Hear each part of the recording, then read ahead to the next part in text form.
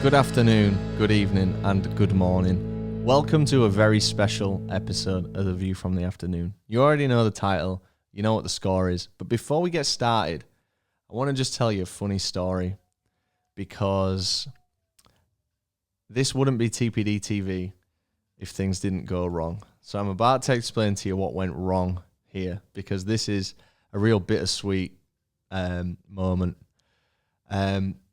I'm incredibly still buzzing that I got to sit down and have a real candid and real open and honest and sincere chat with M Shadows. And we don't really talk too much about Avenged Sevenfold on the channel, but they're one of the most significant bands that have really made an impact on my life. Thanks for coming out in the rain.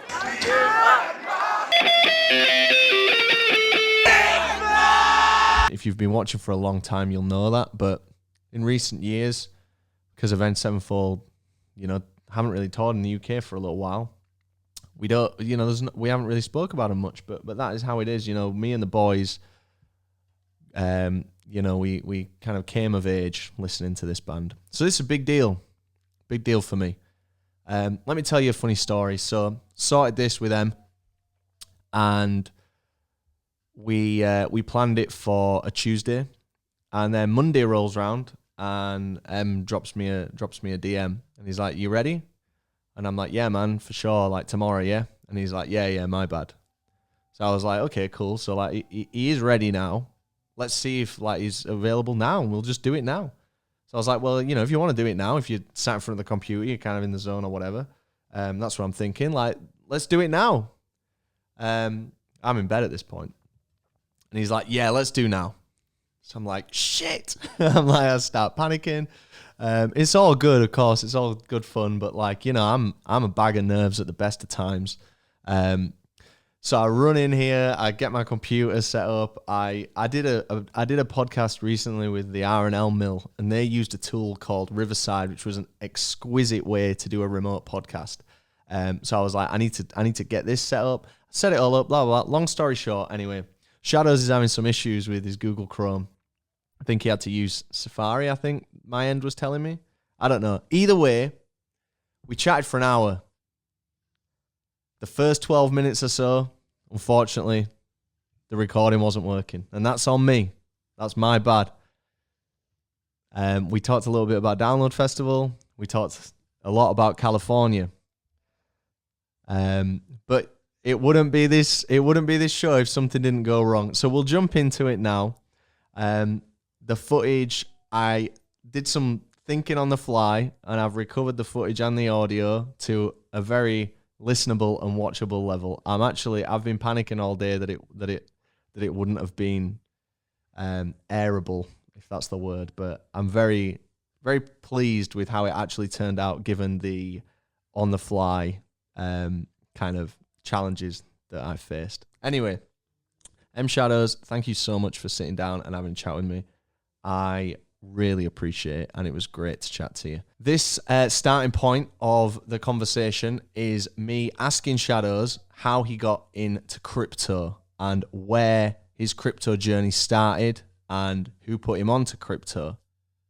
It runs for about a minute, and then you get the full motion video of both of us.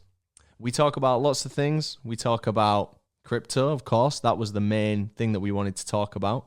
We talk about rock and roll. We talk about live music. We talk about Kanye West. We even talk a little bit about Grand Theft Auto. So I hope you enjoy this as much as I enjoyed having this conversation. And thanks again for jumping on. Anyway, let's get on with the show. And sorry about the fuck up, but as I say, it's very on brand. See you soon. Who put you onto this, or did you find out about NFT and crypto like just through your own curiosity, or did someone say you need to check this out? This is the future. This is what it looks like. What's the story there? How did you stumble upon this? I'm a curious little bugger. I grew up.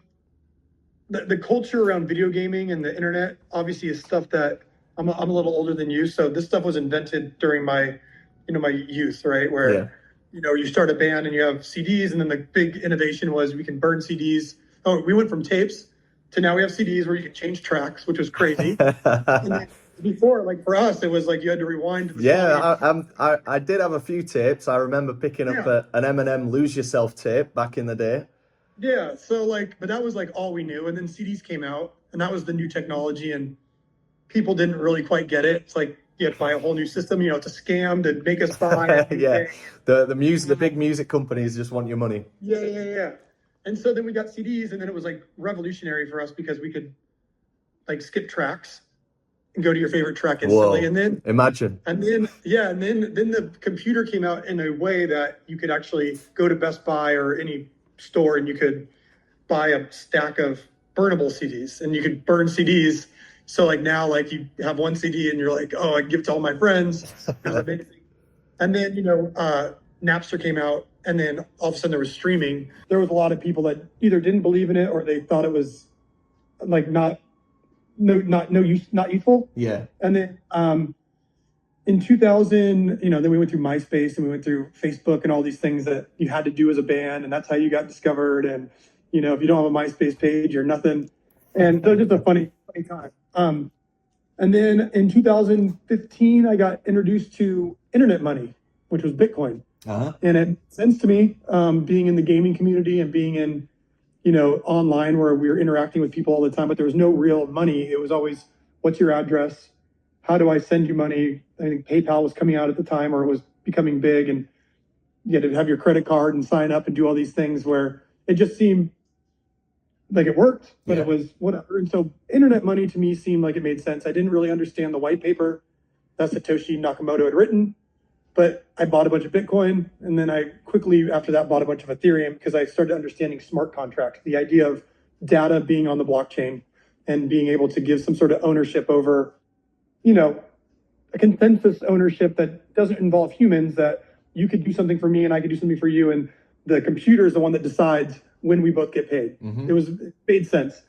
And I held that till 2000. I mean, I still hold it to this day, but until 2020, then I started hearing about CryptoPunks. And CryptoPunks to me was like, oh, there's this new thing on the internet and now we can put data on it. And this is the first use case to where you can have art and ownership. And then I started buying CryptoPunks, and then I started getting into these communities and started seeing all these things that people were building.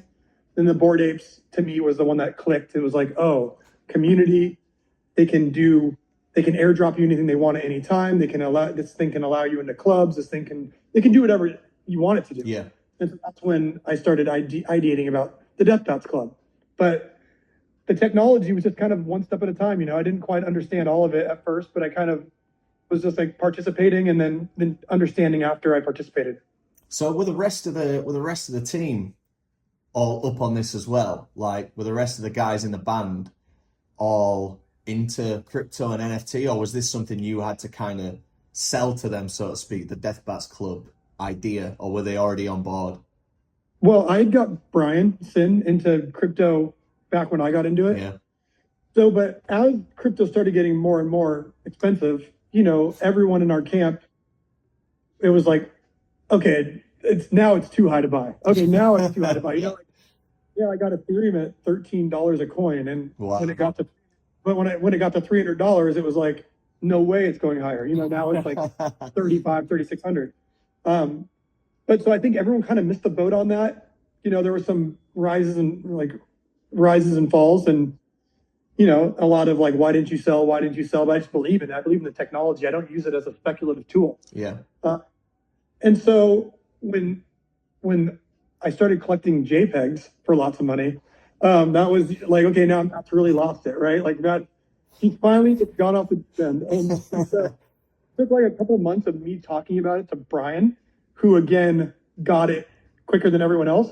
So he bought a CryptoPunk in June. I had bought mine a few months before that.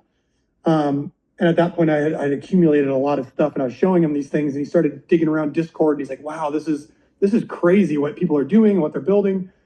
So then he got involved. And then as I started explaining these things to the band, Zach was kind of doing his own research on the side. And the band was, Johnny and Brookshire was kind of like, okay, cool. Just chill.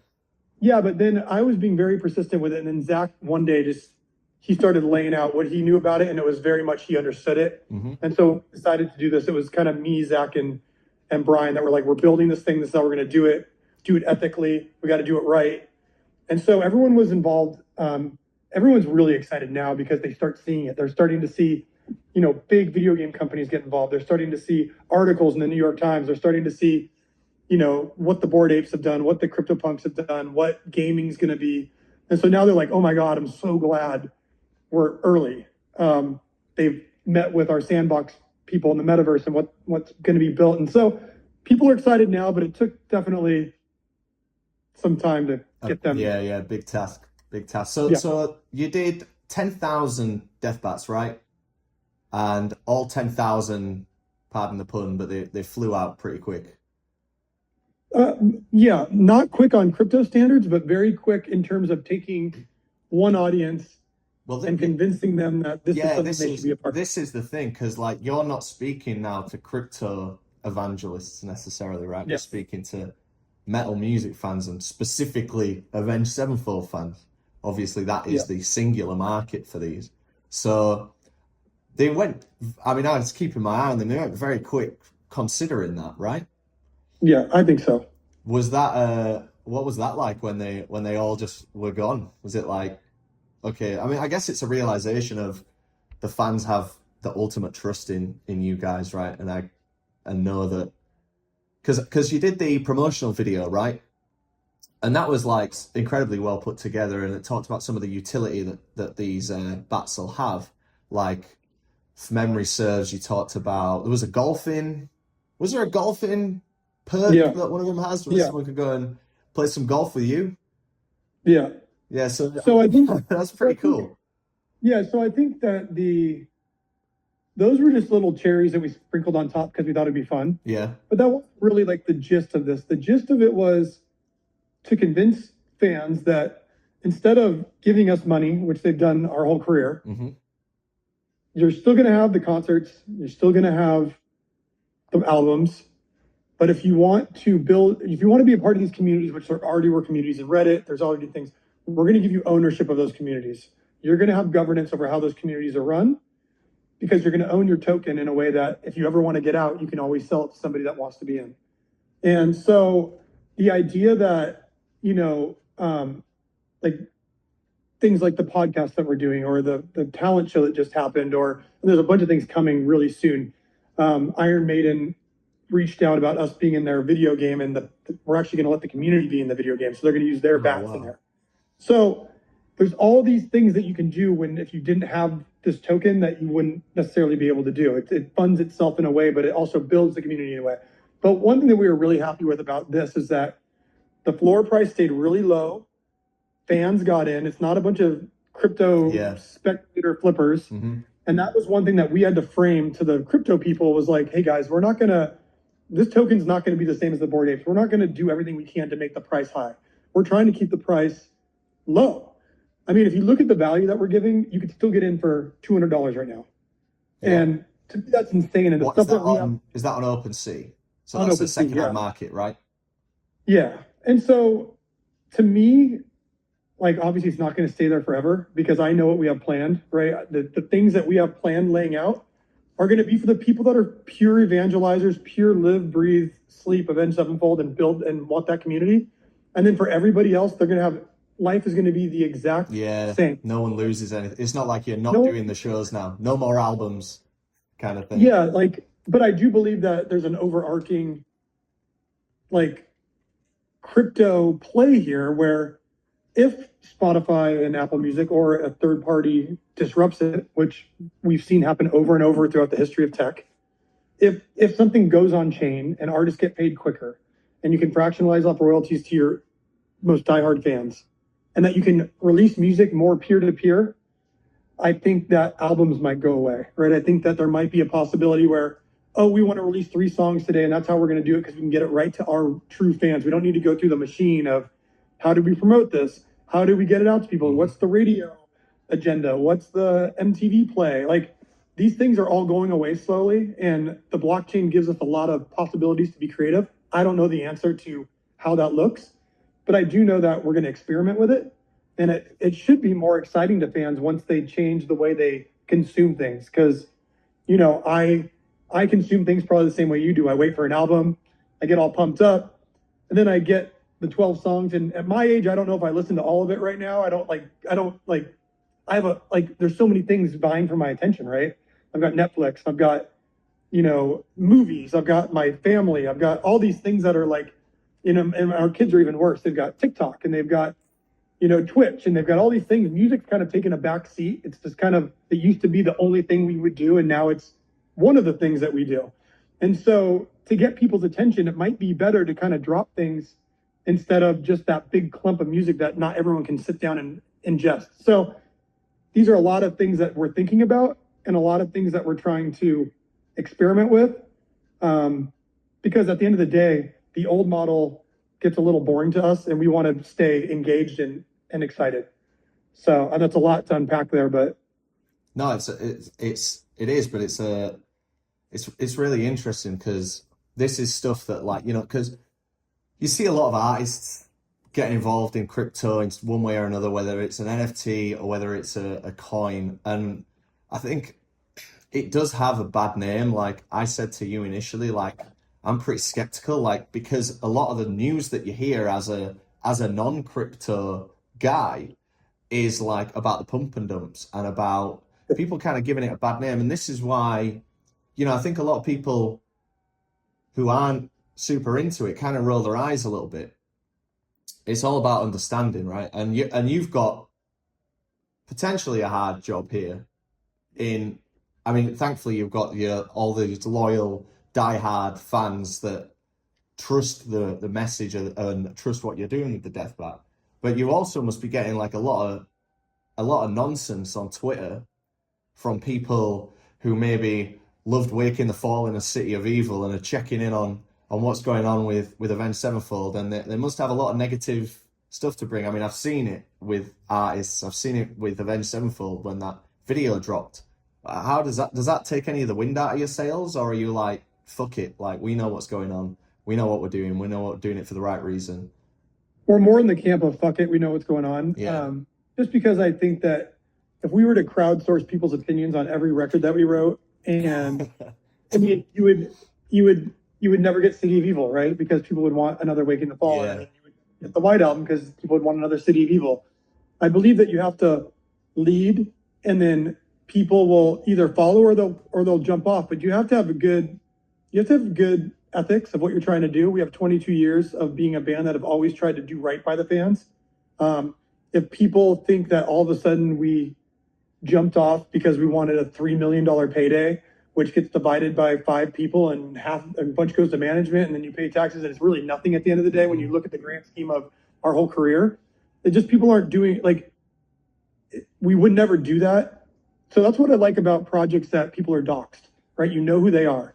Like a lot of these projects, when you have no clue who they are, that's a big risk, and you're going to get invisible people behind it. You're going to get a lot of grifters when you have a new space like this and there's money involved.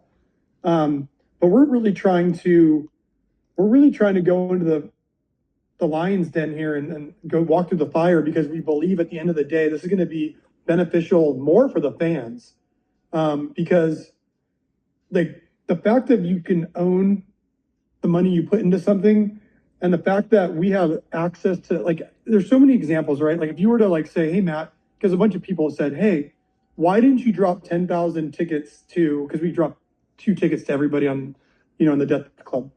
And they said, why didn't you do that to Deathbat Nation? And we're like, well, okay, because there's 700,000 people. Deathbat Nation is your fan club, right? The fan club, yeah. The free fan club, right? So there's no threshold to get in. So it's not like because there's like the Metallica one, right? Which is like you've got to pay to enter that, right? And yeah, then so that has no residual value. Yes. Yeah. So the Metallica one would be an example of like you're paying, but you have no residual value. And then Deathbat Nation would be an example of it's free, so everyone make as many email addresses as you want, and then we have no control over what we're sending out, right? Mm-hmm. Can you imagine sending out, like, picking 10,000 of those people and sending, like, you couldn't. Yeah, of course. It'd be a mess. And the idea of like, okay, these are the people that bought the Deathbats Club. We write one simple smart contract that interacts, and then boom, the tickets are in your wallet, right? And then the meetings I've been having this week are with Live Nation. Well, what does that mean? Well, Live Nation's trying to do this too, so we plug right into their back end. Now your ticket, when you walk up, is a real ticket, scan it at the door, and now you're in. these things all have like a larger play, but people are going to have to come online for it to work. And people are going to have to see it in action at the shows to understand, oh, this makes my life so much easier. And no one can just pull the rug for me because I own this thing. Yeah. If that guy with my token, I'm going to get my money back or more, which is a part I don't like to talk about much because I don't want to do things to incentivize people to try to pump their tokens, right? Yeah, of course. I want people to really just that love the band that want to be involved. Cool. Yeah, so you say like people are gonna really kind of get the people who maybe don't see the application now are really gonna get that when the live shows start. If I'm in a queue for a show outside and someone walks past me and gets a queue jump, that's enough for me to be like that's worth having. And like you say, like, you know what so the floor price was about $200, right? The floor price was 0.08 ETH, and I think at the time that was rolling out to like it's about $350. Cool. $300. So let's say you airdrop tickets. What is that? Maybe 4 or 5 shows worth? I'm a bit out of the loop with the ticket pricing, but the payback time ain't going to be that long, is it? If these people were going to buy these tickets anyway, right? So well, the thing is, most of the people have found is that, and they've said this already, is they said the community that's happening already was worth the price of admission alone. And like they have like-minded people that they ideate with. They're starting bands. One person started a merch company, and people are all paying her to build their merch for her because they own the bats. This Iron Maiden thing that's coming up, right, where their characters are gonna be in the game. We have parties planned, which you can only get in if you have the token. I mean, it's already paid for itself. Yeah. And this is, when I talked to Bob Lefsetz, who's a music guy, on his podcast last week, he was doing the math, and he's like, yeah, you've already paid them back within a month, 2 months.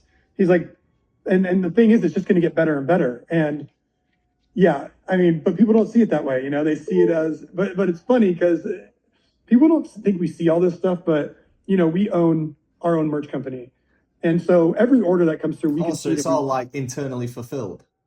It is internally fulfilled, which we're building protocols for everybody to be able to do this. But yeah, that's one thing that we have dialed, right? Where awesome. If you redeem your token, this is coming out this week. We've been building on the back end. You redeem your token. There's no humans that have to be involved. Your sizing, your address is already in there. It prints out on Shopify, and our guy just basically makes a box and sticks it on it. Wow. Which you cannot do without the blockchain, which is crazy.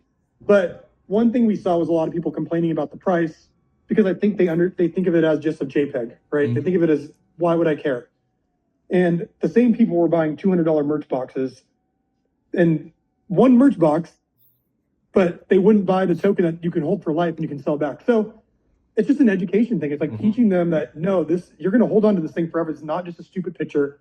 The picture, sure, you can put it on your Twitter. You can see your like-minded the same way someone wears a Slayer t-shirt, and that's my guy, right? I know what he does. Mm-hmm. But it's not the play here. The play is that we have the ability to do things for you. That's cool. Let's so you're self-fulfill, like your merch company. That's I didn't know that. Like we do merch for our channel, right? And it's one of the biggest kind of stresses to do because we either hand it off to a third party, and obviously they take a large percentage of that, or you do it yourself, and it's very time consuming, and it's a lot of work, right? This is just me being naive here, but I didn't think any like large band like yourselves would have put that attention into that. I always thought it would just be a case of sign a contract with a supplier, and here's the designs, you sign off on them, and it's all just external. But you have a real kind of, real hand in that then. Yeah, I think what you're describing is what a lot of bands do. But we just looked at the numbers from the companies that we've used, and we just thought it was unacceptable because we want to build Avenged Sevenfold out like a lifestyle brand, like with the Deathbat, and we just don't want to pigeonhole it to $20 heavy metal t-shirts, right? We want to do other things because we wear different things and we have different interests. So we looked at the numbers that the company we were with before did, so we took it on ourselves and we did 7x that. Whoa. Just by doing it ourselves. And a lot of it was just putting the time into it, learning about the advertising, learning about, but then also just creatively wanting to build these things ourselves and knowing that we were going to keep 100% of the profit instead of it going to someone else. So, but this day and age, it really ties into what we're doing now, because now we can build stuff for the Deathbats Club, we can build stuff for Avenged, Sevenfold, and then these NFTs, we have all the back end on our fingertips. Mm-hmm. Where if we were with a big company, it would be a lot more, it'd be a lot more difficult to deal with. There's more moving parts, right? And that's anytime you add an extra one moving part, it's another place where there can be an error or a fuck up of some kind. And especially people that don't understand the space yet. In 2016, I told our merch company that we needed to do one swipe authentication to get merch. And traditionally, most metal or like the Bravados or the Live Nations of the world, you got to put your credit card in, create an account. And then if you go to what my wife was doing at the time, she's already logged in. It's like Apple Pay, one swipe, or PayPal Pay. And I said, why are we not doing this? And they had deals with third-party authenticators, and they had all these things. I was like, okay, we have to leave then, because this is why I would never sign up for all this to get a t-shirt. And so we left. And then we also said, you need to do Bitcoin. You should be accepting Bitcoin. And they kind of, okay, whatever. And now today, it's like, we should be taking all the cryptocurrencies. We should be doing one swipe verification. We shouldn't care what currency you use. And now you see Shopify's come online. They take crypto, they convert it for you if you want. So the whole world is changing, and it's kind of where we saw it going since 2016. It's just, we didn't have the balls or the bandwidth to just go do it ourselves, and now we do. Wow. That's mad. That is mad. I didn't even know that like Shopify, and like, I know they're an enormous platform, I didn't know that they would kind of just accept that and convert it for you. Yep. They do it all now. You can pay in crypto, and you can mint your own NFTs and sell NFTs on Shopify now. No way. Yeah. Man, it's crazy, isn't it, to think like, imagine this conversation 20 years ago. Imagine trying to, like, it's hard enough for you to explain it to 10,000 people who were invested, I imagine. Never mind, like this concept is just crazy, man. When you think, I remember when Bitcoin like first started like getting talked about. I was in college at the time, and it was maybe 2010. It was real early, and there was this guy in our class, and he took a lot of drugs. He was a cool guy, remained nameless, but he was kind of he was like the rebel, if you will, of our class. And I remember him telling us about these Bitcoins, man, and we were like, oh, there he goes again. It's crazy. Yep. They must have been worth pence or cents at that time. And now you look back and you're like, do you know what? Maybe we should have all been on drugs. Yeah, dude. It's it always comes from the crazy people on the outside in their garage, right? And I think there's a saying where what people are doing on the weekends now is what everyone will be doing every day in their everyday job. So it's like these people that are figuring out these protocols, they're building these things that they're looked at as outsiders, right? And then all of a sudden it becomes the next big major corporation or major company, because it's like the no-brainer. This is what we should have been doing all along, or since this came along. And the idea of Bitcoin is very hard to think it would have got this far, because you're basically saying banks don't need them. Interaction with other humans don't need them. It's permissionless. There's a bunch of computers authenticating transactions, and you're just like, okay, that's great, an idealist, funky, crazy world. But in the world we live in, there's Bank of America, and there's Citibank, and there's you have to interact with people. And slowly but surely, people started finding value in, I don't want third parties telling me what I can do with my currency. And this thing has been worked out so brilliantly with the deflationary aspect of it, of only 21 million, and the way these things work, and it's worldwide. And it sounds like a complete dream, crazy person on drugs, until it's not, right? And that's a great saying, though. What is that phrase like? I'm gonna butcher it, but it is something like everyone thinks you're crazy until you're right, kind of thing. Yeah. But there's lots of crazy people. By the way, there's lots of crazy people, so people have That's true. It's like my cousin had a great analogy. He said, like, you can have a bad dog, right? And the bad dog barks at everything. and it's the worst. And you start not trusting in what the bad dog's barking at. But then one day there's an intruder and the bad dog is right.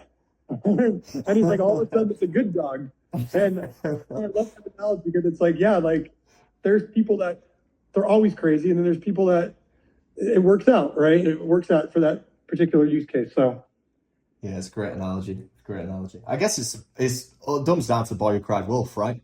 It's that age of so that's the same thing. Well, that's always been my thing with the Avenged Sevenfold fans. I don't consider us the boy who cried wolf because for 22 years we've made decisions that I feel that they feel like they get behind, right? We've always ruffled feathers a little bit, but it's never been like, it's always been for a vision that we're trying to accomplish. And so my biggest thing with this is like, we're not the boy who cried wolf.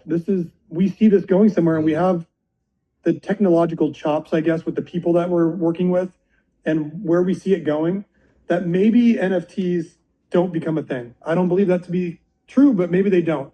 But I know that our token, with the way the protocols work now, will always be valuable because we're always going to be building off this. Yeah.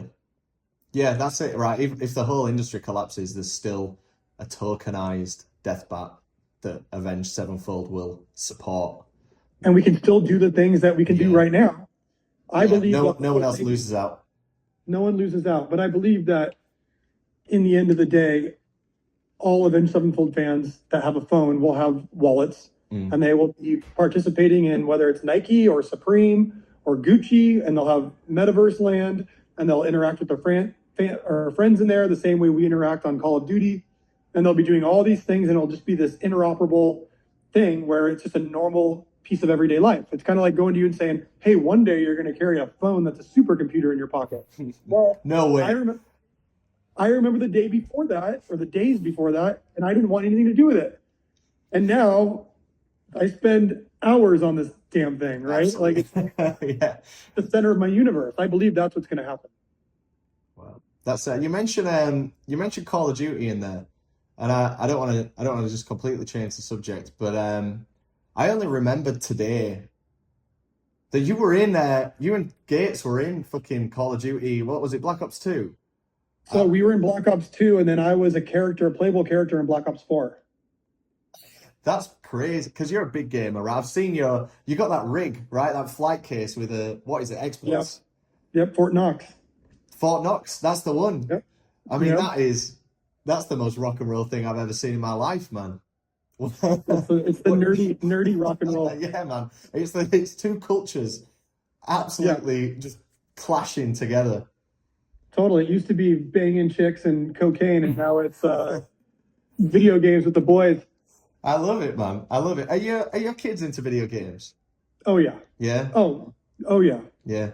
They play Fortnite. Of course. Stupid question. They're into all the things kids are into, right? They're playing a couple different games, but they play Fortnite, PUBG, and they watch TikTok, and they love Twitch, and they love YouTube. I mean, they're kids. They're doing what kids in 2022 do. Do you ever play Grand Theft Auto? Yeah, actually my kids play Grand Theft Auto. I'm a bad dad. I let them play. Well, do you know what? I was playing that back on the PS1 when I was like 5 or 6. So yeah. It didn't do too much. It didn't harm me too much. So my son was always going in the strip club, and we had to tell him he couldn't go in there anymore. He's getting dancing from the girls. So. How old's your son? He's 7. Oh, what a lad! I thought it was so cool. Does he understand? My 9-year-old tells on him if he goes in the strip club. Oh no way! Does he understand like Dad's a multinational rock and roll sensation? Does he get that? I mean, I don't know to the extent, to be honest, like we haven't toured in so long, and they were very young when we were touring. I think when we get back on the road, I think it will be like, whoa.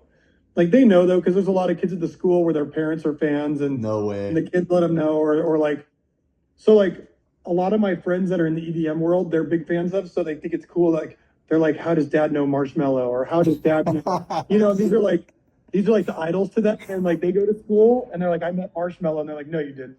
And like they understand to some extent, but they're not. It's not the world they live in. They Like they listen to EDM and hip hop, and Yeah. then like a couple rock bands they like they love System of a Down. Yeah. Uh, Awesome. but they're very like eccentric rock bands. They like the ones that are over the top. Yeah. Serge Tankian, Say No More. Yeah, well, they love like Prison Song, and they love like all those like things that are very like lots of space and like Prison Song's bounciness. awesome, man. What a great Yeah. track. It would what was the last show you went to? Like not System, just in general. Like what was the last show that you attended? Last show, I went to Brooks Wackerman. He has a cover band, so I saw that. No way. and then I hope you're on the guest list for that one. I was on the guest list. It was at a pizza parlor, so there was no entry to get in, so it was nice. And was this just available to the public? Yeah. So you could Yeah. just rock up to a pizza parlor, Brooks is there on the drums, fucking. Yep. You know, the guy. I mean, that guy. The drums are just an extension of him at this point, right? He's insane. I know. But as if he's just doing that. That's passion right there. Yeah, totally. And then I think concert. I don't know what the last concert was I went to. I mean, we had COVID, and then there wasn't many things going on here. Mm. I mean, I remember, the things I've been to so long ago. I've been going to a lot of basketball games, sporting events. I need to do that, man. Every time we're in America, we're always like, we need to go to a game, and we just run out of time. Nothing like it. Yeah, it's good. I've heard it's Hockey incredible. and basketball. Yeah. Yeah. Awesome. You know, around here, Avenged Sevenfold it's almost like a bragging right, and I'll explain what I mean by that. Like, it's very competitive with everyone I meet. So for the last maybe 10 to 12, 13 years, you know, I've loved your band and I've met many people who have, but it's always a competition about who's seen the earliest Avenged Sevenfold show. And I reckon I've met more people that have told me they've been to you guys did a show in like the Leeds University like years ago. Yep. I think more people have told me they went to that than there was people in attendance. That happens to me all the time. It's crazy. Like there's a band, you know the band Arctic Monkeys? You heard of the Arctic Monkeys? So they're from just around the corner. And their first gig was like 20 people. I wasn't there, but I've met 200 people that say I was there. 100%. So we have that with like Chain Reaction, and people be like, yeah, I used to see them at the Chain Reaction days or the Showcase Theater days. And I'm like, first off, no, you didn't. There was nobody there because I recognized every face there and all my friends. Just like, you know, like support us. And then we would go before the show. I'm like, hey guys, like if there's anyone there that we don't know, we just start a circle pit so it looks like, you know. Yeah, I mean, that's that's a small show, right? That's you go to a show, the crowd is just the support bands, and everyone's just running around in a pretty sparse circle. Yeah. But in 20 years, that band makes it big. Oh, I was there. Yeah. Thousands of people. That's funny. Yeah, the ticket sales didn't feel that healthy, but apparently they were. Yeah. Man, I think we played like, what is the Underworld? In London. Yeah. Camden Underworld. We played this, I think there was like a small stage. Yeah. We played a couple places where there's like 300 cap. And then we played one where it was like 1,000 cap. And then London was always somewhere where we played a lot of, we did a lot of work there, you know, going from like that to like a couple different places, the world, like Astoria. Hammerstein Ballroom, I think it is. Or no, not Hammer. That's New York. What is the, what is the it? other? Hammersmith? Hammersmith? That rings a bell. Hammersmith? Whatever that venue is, we played there a couple times, and man, what a trip. Yeah, man. But yeah, everyone was there. Everyone at Download Festival was at those first shows. It's crazy. They must have been right at the back where the lights can't reach. 100%. Yeah, man. I remember when I first saw you guys on the Nightmare tour. So sadly, a little too late, but it was with Mike on the drums. Yep. Who'd been an idol of mine for like years and years. But I remember like me and my boy Raz, we were like, right, when we get in there, we're gonna get front row, which we did. And it's like we got to shout Nightmare louder than anyone else in this room. Everyone obviously had the same idea, right? Yeah, yeah, yeah. I'm surprised my vocal cord wasn't like yours at the end, man. Good God. Totally. Do it Yeah, every but night. that was crazy though. That was even that, like, to think of you in an academy venue, like, what are they, like, 2,500? It just seemed to Yeah, it just seemed to run away after that. And the next thing is yeah, like, oh, here we are headlining Download Festival. And what's that, I 80,000? know. It would be fun to go back and do some of those venues again, though. Hey, let me tell you, it would be. Yeah, It would be, yeah, man. You need to do a classics tour. You see a lot of UK bands doing that now. Because yeah. there's the big thing with, like, one of our local bands recently was in the running for a number one record, and they do this thing, right, where put on like 1,000 shows, and every ticket to the show you get a copy of the record, so it's Oh, yeah, yeah, counts yeah. towards the chart. So you have these bands that normally play pretty sizable venues crammed into, like, we got a place in Leeds called the Key Club. I think it's 150 venue. Man, Yeah. the sweat was pouring off the walls, dripping off the roof. It's crazy. But they got See, number those are one. like those are all the things that like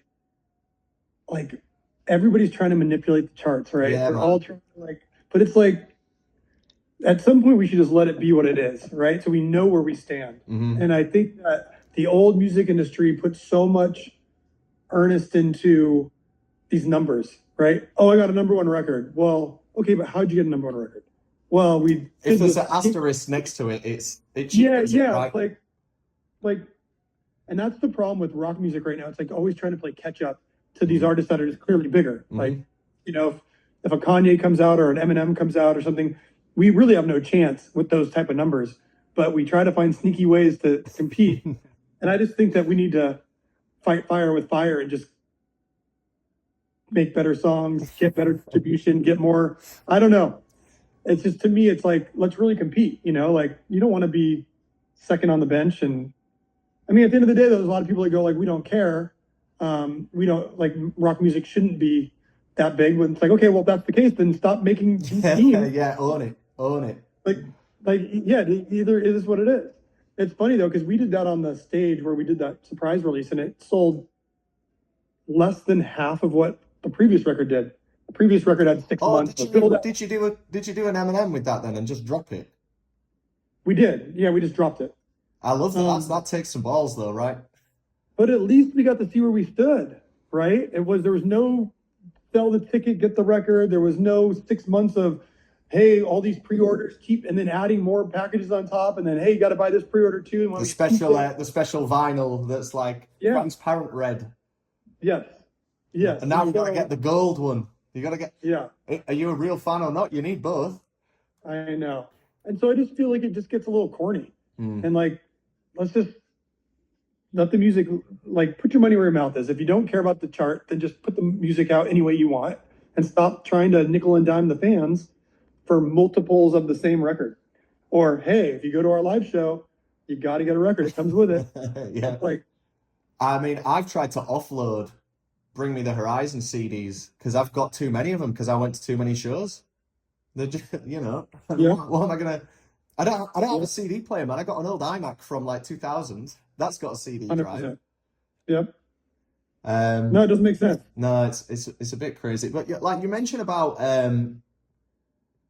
music and to go back to the blockchain quickly. You mentioned about, like, you might want to release like a package of like 3 songs and just cut out all the kind of distribution and just straight to fans. Did you do something kind of like that on the stage where didn't you like go and add stuff to the stage after it had shipped? Yeah. So like once every couple of months, we would add a new song to the stage. So the record kept evolving. Yeah. So it was That's a little pretty bit cool. different, but but it was mass production, right? So everyone, one day you wake up on Apple Music and there's another song on it. And we kind of took that influence, honestly, from Kanye, because when he had St. Pablo out, he was changing songs after the record was already out. I mean, look at And then, have you listened to Donda? oh yeah, yeah, I love that. I love that record, but that's evolved significantly. Like, yeah, I'm sure it's got twice as many songs on it now as it did when I first got it. yeah. It's just it's a new way of looking at things, Mm. right? It's like the reason we made records the length they were is because the technology at the time, you had 7 inches, you had 8 DATs, you had tapes, Then you had CDs, and then the CDs allowed a little more time, so people started making longer records. And now we have streaming where you can do whatever you want, but we're still using the CD format of how we put together records. Yeah. And then you have someone like Kanye that's like, okay, like I wouldn't be able to change a CD. Like I have an old arcade game, or I have old Mortal Kombat. Oh, like a cab. A cabinet, yeah. And when there was upgrades on that, a physical person had to go out, take out the old Yeah, stuff. it was like literally build it. Now with streaming, Call of Duty just doesn't update. PUBG doesn't update, right? And so we are streaming as artists. We have the ability to do whatever we want. Why does the record have to be, this is what it was when it came out and it stays like that forever? Maybe I want to change that song out. Maybe I want to do this. Maybe I want to add a song. Maybe I don't think the song works anymore. I pull it away. I mean, I'm not saying those are good ideas. I'm saying you have the ability to think outside the box here, and people aren't really utilizing it, except Kanye. I mean, really, he does. And that's inspiring to us, because it's like, yeah, well, what can we do to make not only ourselves feel like we're creatively, doing things that, enhance how we feel about ourselves, but also what are we doing to enhance the artist or the listener's experience? So. Yeah, it's interesting. And like you say, Kanye really kind of flies the flag for that, right? He's, are you a big Kanye fan? He's my favorite artist. Is he? Yeah. I've been on I mean, I loved his first record when that came out, and I kind of just fell out of love. But then just being like catching up, and man, what an incredible artist. I know. There's 4 records there in the middle, like Yeezus, 808, Twisted Fantasy, Dark Fantasy, yeah. And then there's cover, man. What, like? I mean, St. Pablo. I mean, those 4 records are just pure brilliance, and they're all different from each other. They don't have anything to do with each other, and I love that. They're just like splats of art. Like however you feel. Like Yeezus was such a brilliant, divisive I know. record, but that's kind of what you want sometimes. It's groundbreaking. If you listen to that record, it doesn't sound like anything before or after. No, man. He did those interviews with Zane Lowe. I don't know if you've seen them. They're like 2-hour-long interview, man. When Yeezus came out, it's a great insight into the man and how he works. I mean, have you seen the Netflix documentary? Yeah. Yeah. So I'm saving that for my flight to LA in 2 weeks. But I've heard it's very, very good. It's very good, but they have no footage of those 4 records. It's all the first record. Oh, really? I mean, it gets to a point to where Kanye kind of cut out the guy Cudi in his life, and then it kind of picks back up when he's getting a little crazier, right? Yeah. And so that's a shame. It's great watching it, but it's like at the same time they missed Yeezus, 808s, Pablo, and Fantasy. And so that kind of sucks, because I would love to see what's going on then. That was when it was wild. I mean, we've totally gone off the rails here, but the Fantasy recording session, like, the story of that, right? And everyone had to wear suits. Everyone was in Hawaii. Yeah, I read a lot on that record, yeah. That's crazy. That is crazy.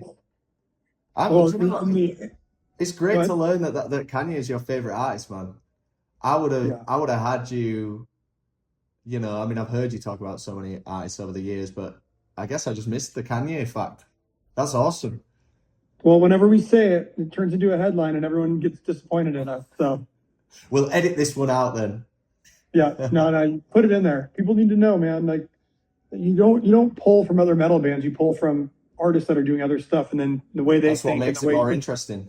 Way more interesting. And a lot of his stuff has quite a bit borrowed from rock and metal. 100%. Like, Hold My Liquor, that song on Yeezus was all inspired by Queen. Like, there's a bunch of things that are all like, you hear like his producers and people that are making that stuff, they're like, oh, we like the dueling guitars, and they got all those duels in it. Yeah, and with Kid Cudi, Kids See Ghost, there's a song called Free Part 2, and that was inspired by Led Zeppelin. The drums, the big drums, it's all Led Zeppelin. Signature sound. Yeah. I've not heard the Kids See Ghost album, but all I've heard is great things. So it's on the. Amazing. I'm saving all this stuff for my flight because it's a long flight. You know how it is. It's a long flight. Yep. Oh wow, cool. Well, look, we've run up to an hour now, so I don't want to keep you for much longer. I love the work that you're doing. I love the way that I think the most powerful snapshot of what you've said to me is that even if the whole system crumbles, Avenged Sevenfold fans have got this token, and they're still going to get that utility out of it as long as Avenged Sevenfold is the thing.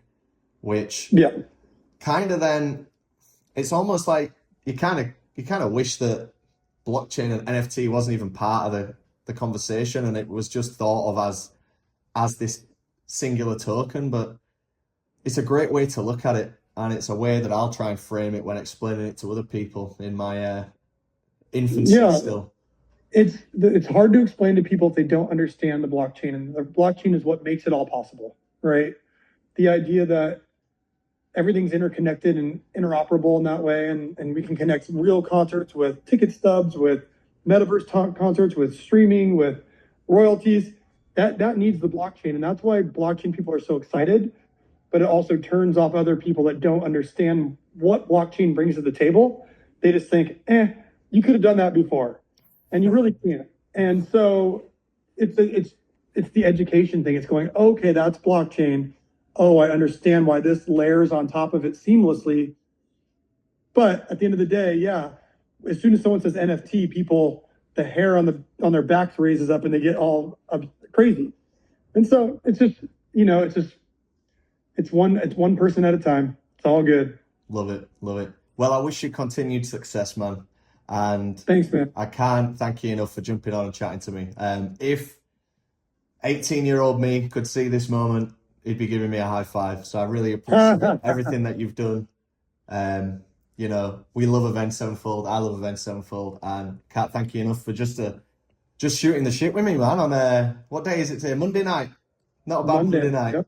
Monday afternoon for me. Monday afternoon. Well, if I see it, I'll see you there. If not, take it easy. See you on Twitter. Have a good one, man. Take care. All right, brother. Bye-bye. See you later, man. Bye-bye. Thanks.